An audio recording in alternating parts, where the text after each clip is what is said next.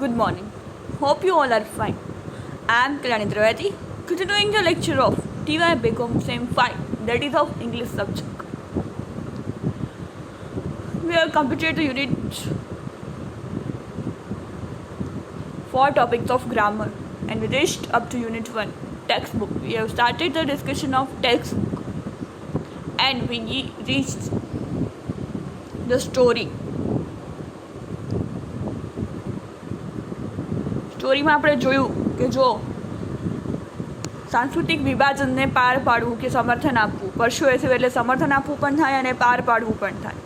એટલે કે જો તમે વ્યવસાયમાં છો તો પછી તમે વૈશ્વિક વ્યવસાયમાં છો, તમે બધા મોટા બજારોમાં હાજરી સાથે મોટા કોર્પોરેશનમાં કાર્યરત છો, અથવા તો તમે એક વેબસાઇટ સાથેના માલિક ઓપરેટર છો.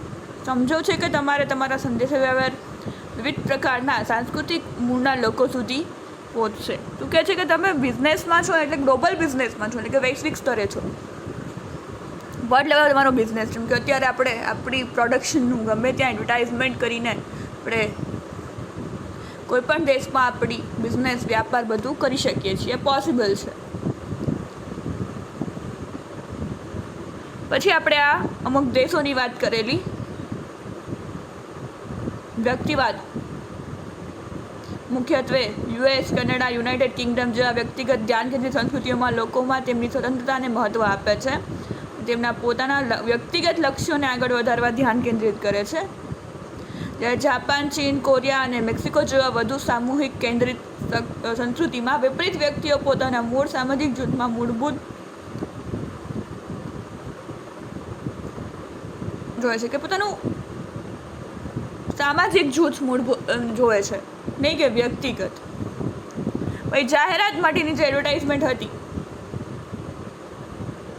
કે જાહેરાત કરીને કઈ રીતે તમારી પ્રોડક્ટને આગળ વધારી શકાય, cleanse with a softness that you will લવ, અને ફેરાવ્યું કે cleanse with a softness your family will લવ. કઈ રીતે જાહેરાત દ્વારા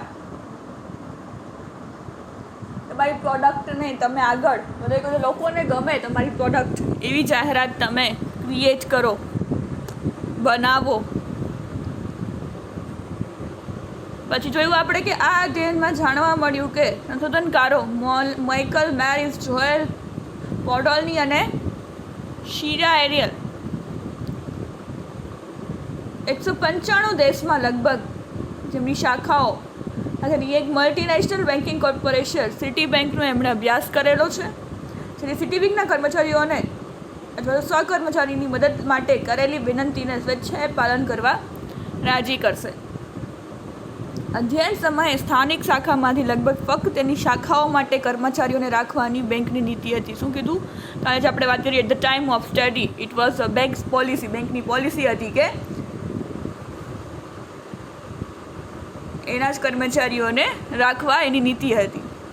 આ અધ્યયનમાં જાણવા મળ્યું કે પશ્ચિમી સંસ્કૃતિઓમાં યુએસ, કેનેડા અને યુનાઇટેડ કિંગડમનો સમાવેશ થાય છે. સિટી બેંકના કર્મચારીઓ કોઈ સાથીદારને મદદ કરશે નહીં તે નક્કી કરતી વખતે વ્યક્તિગત બજાર આધારિત અભિગમ અપનાવે છે. સારમાં જ્યારે તેઓની મદદ કરવી જોઈએ, કેમ કે તે નિર્ણય લેતા પહેલાં તેઓને પૂછશે આ વ્યક્તિએ તાજેતરમાં મારા માટે શું કર્યું છે, તેઓએ તેમના પાલન માટે સૌથી વધુ જવાબદારી અનુભવી છે. જો સાથીદારે પહેલાં તેમના માટે કંઈક કર્યું હોય હે ને, એનું અહીંયા મસ્ત એક એક્ઝામ્પલ આપેલું છે. What has this person done for me recently, એણે મારા માટે શું કરેલું છે. The felt feel obliged to complain if that colleague had done something for them first. એ લોકો માટે પહેલાં કંઈક કરેલું હોય, હેલ્પ કરેલી હોય, કામ કરેલું હોય, એમને મદદ કરેલી હોય, કંઈક સમથિંગ કંઈ પણ કરેલું હોય છે કે નહીં એની વાત છે. However in certain Asian cultures, શું કહે છે? However, in certain Asian culture, including China and Korea, the Citibank employees adopted a more collective family-based approach. Okay, છે? ચીન અને કોરિયા જેવી કેટલીક સંસ્કૃતિઓમાં એશિયન કલ્ચર લખેલું છે, એશિયન સંસ્કૃતિઓમાં સિટી બેંકના કર્મચારીઓએ વધુ સામૂહિક કુટુંબ આધારિત અભિગમ અપનાવ્યો છે. Consequently, it wasn't necessarily the request itself that influenced their willingness to comply, but more whom the requester was connected. શું કહે છે? પરિણામે તે જરૂરી વિનંતી જ ન હતી કે જેણે તેમની પાલન કરવાની ઈચ્છાને પ્રભાવિત કરી, પરંતુ વધુ જેની સાથે વિનંતી કરનાર જોડાયેલ છે. શું કહે છે? When deciding whether to help, they would ask, is this person connected to someone in my group or department, especially someone of high rank? If the answer was yes, they felt more obliged to comply with the request. Okay છે? હવે બીજો સવાલ આવ્યો. પહેલાં એમ હતું કે મારા માટે કાંઈ કરેલું છે, ક્યારે મને હેલ્પ કરી છે, મને ક્યારે કંઈ કામ કર્યું છે મારું. If he has done something for me. અહીંયા હવે બીજો ક્વેશ્ચન છે. જ્યારે તને પૂછવામાં આવે મદદ કરશે કે તેમ તે નિર્ણય કરતી વખતે શું આ વ્યક્તિ મારા જૂથ અથવા કોઈ ગ્રુપ અથવા તો કોઈ વિભાગ ડિપાર્ટમેન્ટ સાથે જોડાયેલું છે,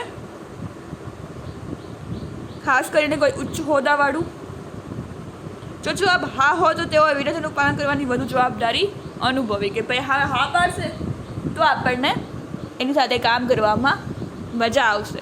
Citibank study also found that the Mediterranean and South American culture requests for help more likely to be successful if the person making the request was connected to the requested network of friends. શું કહે છે? સિટીબેંકના અધ્યયનમાં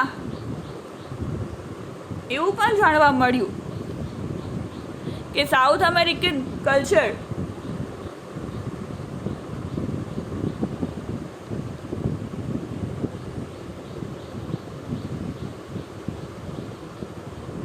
મદદ માટેની વિનંતીઓ, જો વ્યક્તિ વિનંતી કરે તો તે સફળ થવાની સંભાવના વધારે છે.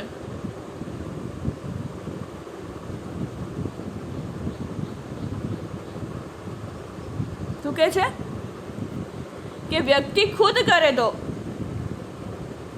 જેના જરૂરિયાતના મિત્રો સાથે જો જોડાયેલું હોય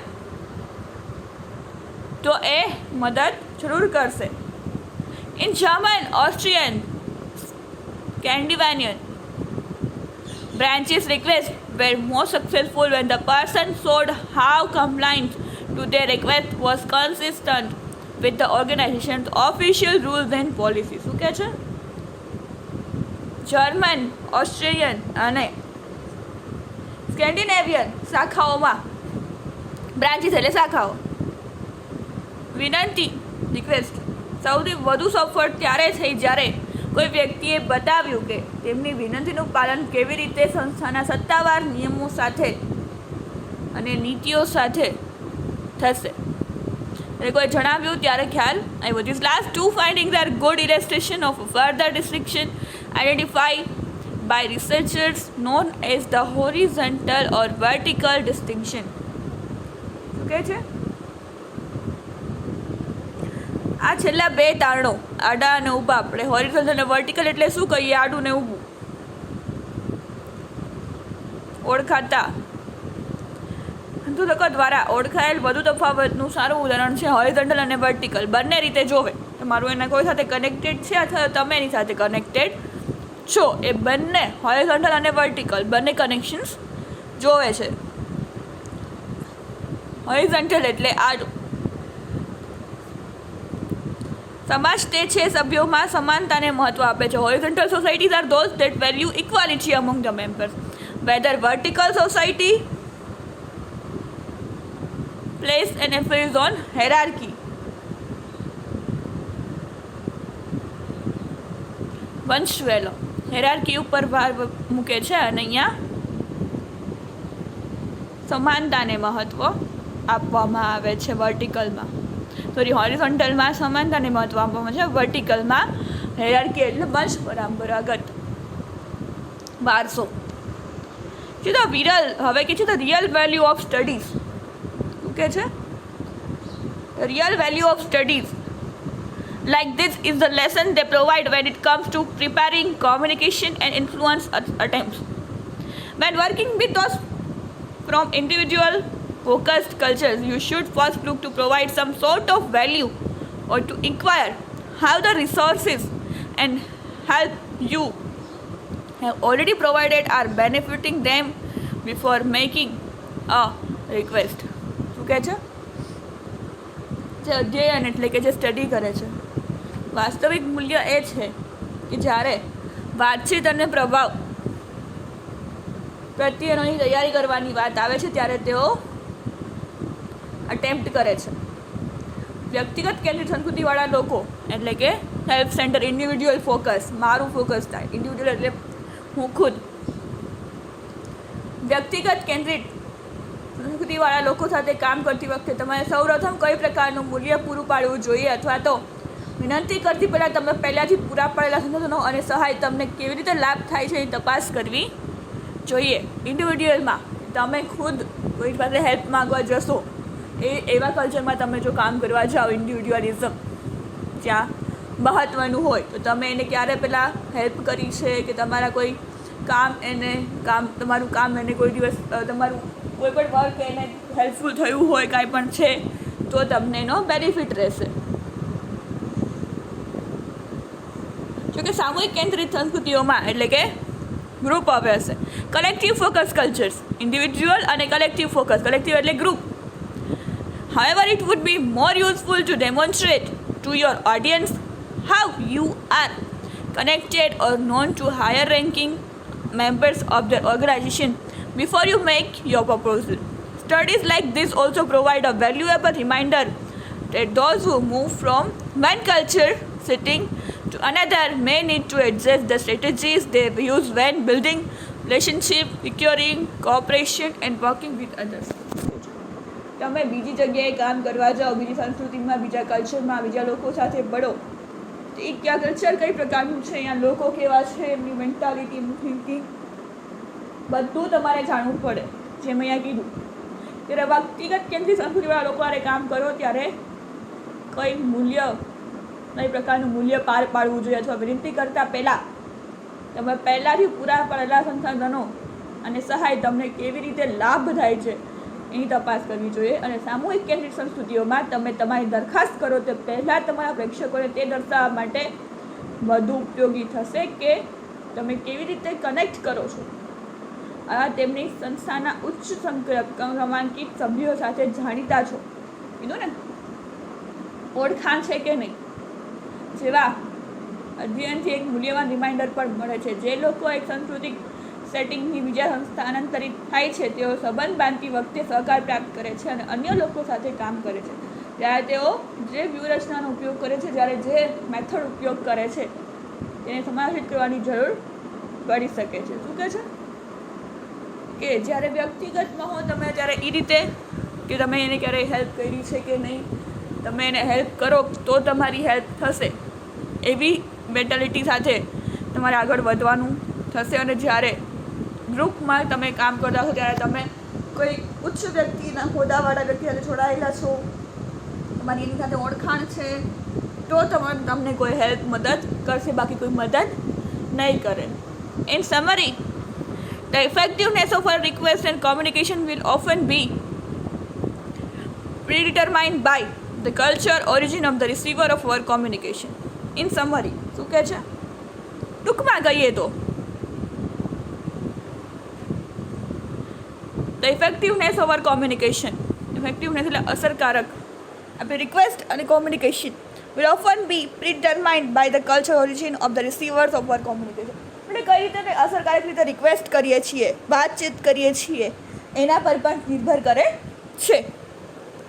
This doesn't necessarily mean that cultures differ entirely from one another, but when looking to influence and persuade others, it is increasingly important not only to be responsible and ethical communicator, but to take this culture matters into account too. શું કહે છે?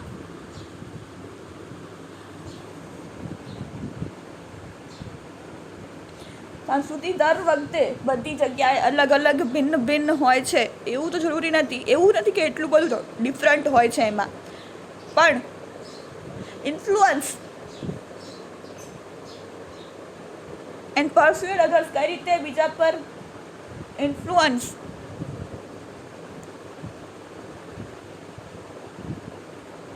થવું અને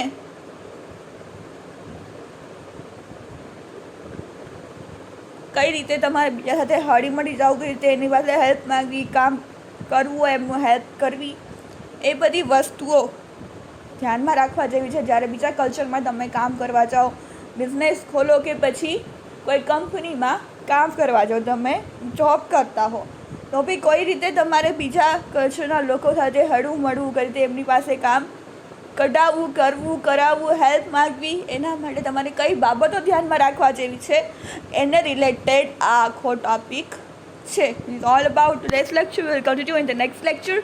Thank you for listening. Have a nice day.